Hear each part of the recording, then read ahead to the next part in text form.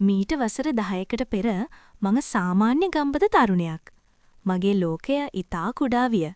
එය සීමා වී තිබුණේ මගේ පොත්පත්, ගමේ සුන්දර පරිසරය සහ මගේ ආදරණීය දෙමව්පියන් අතරයි. මට විශාල හීන තිබුණේ නැත. මට වොමනා වූයේ ඉගෙනගෙන රැකියාවක් කර මගේ දෙමව්පියන්ට සැපත් දීමටයි. නමුත් ඒ සුදු වලාකුළු පිරි අහසට හිටිහැටියේම කඩා වැදුණු කළු වලාකුළ වුණේ සුදේශය. සුදේශ යනු ඒ පලාතේම භීෂණිය පතුරුවා සිටි දේශපාලන හයියක් ඇතයි කියාගත් පාතාලයට සම්බන්ධ නරුමේකි. ඔහු දුටුතැන මිනිසුන් මගහැර ගියේ බිය නිසාමය. දිනක් ගමේ උත්සවයකදී ඔහු මාව දුටුවේය. එතෙන් පටන් මගේ නිදහස සිරගයක් විය. ඔහු මගේ පසුපස පන්නන්නට විය. මම ඔහුට දැඩි ලෙස අකමැති වුනෙමි. ඔහුගේ රළු පෙනුම සහ ගොරෝසු කටහඬ මට ගෙන දුන්නේ පිළිකුලකි. නමුත් ඔහු ලෙහිසියෙන් අත්හැරෙන මිනිසෙකු නොවීය. දිනක් මම නිවසට එන අතරමඟදී ඔහු මා නතර කළේය. ඔහුගේ දැස්වල තිබුණේ සාගින්නෙන් පෙළෙන වෘකයෙකුගේ බැල්මකි. චතුරිකා, උඹ මගේ උනේ නැත්නම් උඹේ තාත්තා පණ පිටින් ගෙදර එන්නේ නැහැ. මම මුඹේ පවුලම අලු කරලා දානවා. මගේ ජීවිතය සදහටම අඳුරු අගාධයකට ඇද දෙමු ඒ දවස මට කවදාවත් අමතක වෙන්නේ නැත. එය මගේ මතකයෙන් මැකී යන්නේද නැත. එදා මම නගරයට ගියේ පොත් කිරිපයක් ගැනීමටයි. හදිසියේම සුදේශ් සහ ඔහුගේ සමීපතම මිතුරෙකු කළු පැහැති මෝටර් රථයකින් පැමිණ මාව බලහත්කාරයෙන් නංවා ගත්තා. මම කෑ ගැසුවත් ඔවුන් මගේ කට තදින් වසා ගත්තා. ඔවුන් මාව රැගෙන ගියේ ඇඹිලිපිටිය ප්‍රදේශයේ හුදකලා වූ මිනිස් වාසයෙන් තොර පාළු හේනකටයි.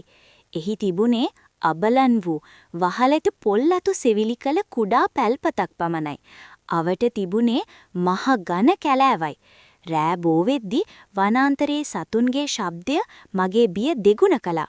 එදා රෑ වුන් දෙදෙනා පැල්පතේ හිඳගෙන අධික ලෙස මත්පැන් පානය කළා. ජීවිතේ කිසිම දිනක මත්පැන් තොලගා නොතිබූ මට සුදේශ් ඊතා රළු ලෙස මත්පැන් පොවන්නට පටන් ගත්තා. මම ප්‍රතික්ෂේප කරද්දී ඔහු මගේ කම්මුලට වේගවත් පහරක් එල්ල කළා. "බීපං, තෝ අද ඉඳන් මගේ විතරක් නෙමි." ඔහු කුරිරු ලෙස සිනාසුණා. ඔහුගේ ඒ සිනාහවේ තිබූ නපුරුකම මට අදටත් සිහිපත් වෙනවා. අධික ලෙස මත් වූ මට ලෝකය කැරකෙන්නට පටන් ගත්තා. මගේ සිහිය බාගෙට නැති වී යන අතරතුර සුදේශ් මාව ඔසවාගෙන ගොස් ගහ උඩ තිබුණු පැලට නම්වා ගත්තා. එහිදී ඔහු මාව බරපතල ලෙස දූෂණය කළා. මා මරහඬ තැබුවත් ඒ වනාන්තරයේ ගස්වැල් මිස මගේ පිහිටට කිසිවෙකු ආවේ නැහැ. ඉන්පසු ඔහු කලේ මිනිස්සෙකුට කල නොහැකි, දරාගත් නොහැකි නින්දිත ක්‍රියාවක්. ඔහු ඔහුගේ මිතුරාටත් මාව පාවා දුන්නා. මගේ ආත්මය එදා ඒ පැල තුලම මිය ගියා. මම පණ ඇති මලකඳක් බවට පත් වුණා. පසුදා උදෑසන මම අවදි වන විට මගේ මුළු සිරුරම දරාගත් නොහැකි වේදනාවෙන් පිරී තිබුණා. මගේ ඇඳුම් ඉරී ගොස් තිබුණා. සුදේශ් බොරුවට මගේ ළඟට ඇවිත් දන ගැහුවා. "චතුරිකා, මට සමා වෙන්න රත්තරම්. මට හොඳටම වෙරි වෙලා හිටියේ.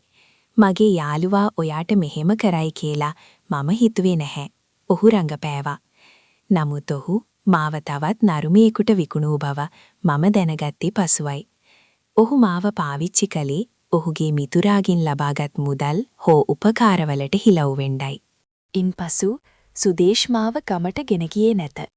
ඔහු මාව කොළඹට නුදුරු පටු වීදියක තිබූ අපරිසිදු කුලී කාමරයක සිරකර තැබුවා.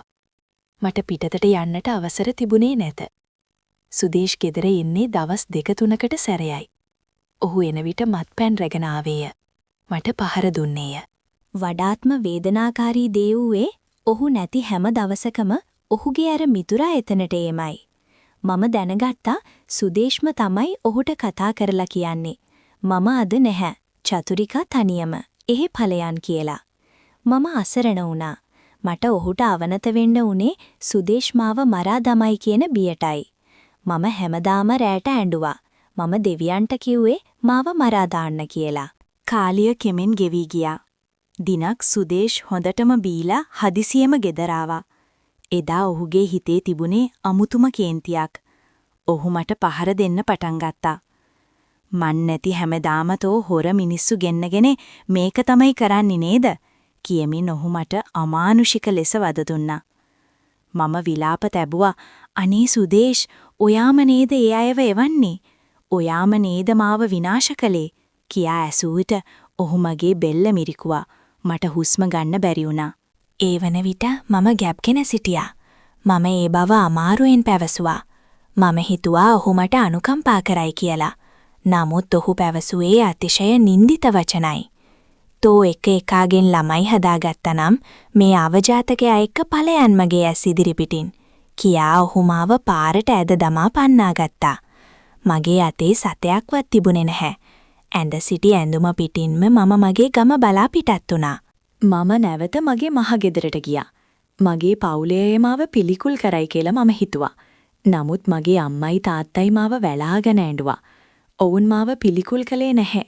සමාජයේ නිന്ദා අපහාස මැද ඔවුන් මාව ආරක්ෂා කළා. මම පිරිමි දරුවෙකුට උපත දුන්නා. ඔහුට මම සසිඳු කියලා නම තැබුවා. වසර 6ක් තිස්සේ මම ලෝකයෙන් හැංගිලා ජීවත් වුණා. මම ඒ කාලය තුල දිනපතාම පාහේ පන්සල් ගියා. මම මල්වට්ටි දහස් ගණනක් බුදුන්ට පූජා කළා. මම පින් කළා, කුසල් සිත වැඩුවා. සමහරු මට විවිධ යෝජනා ගෙනාවා. නරක මාවත් පෙන්වා දුන්නා.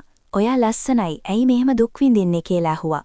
නමුත් මම තීරණය කළා මගේ ආත්ම ගෞරවය නැවත කෙලසා නොගන්න.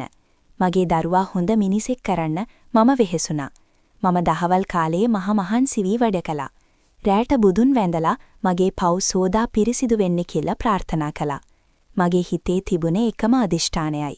මගේ අතීතය, මගේ අනාගතය තීරණය කරන්න මම ඉඩ දෙන්නේ නැහැ. මගේ වයස අවුරුදු 30 වන විට දිනක් ගමේ පන්සලේ තිබුණ විශාල පින්කමකදී මට නිමල් මුණ ගැසුණා. නිමල් කියන්නේ ඒ පළාතේ ඉපදී පසුව කොළඹට ගොස් ඉතාමත් සාර්ථක වූ ව්‍යාපාරිකයෙක්.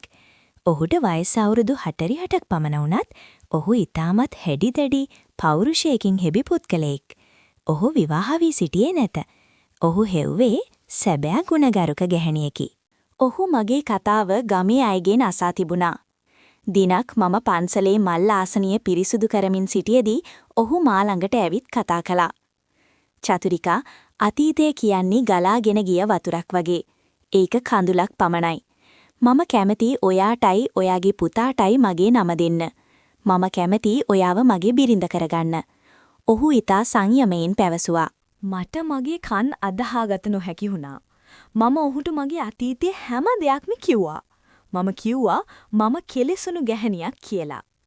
නමුත් ඔහු කිව්වේ නෙළුම් මල පිපෙන්නේ මඩේ.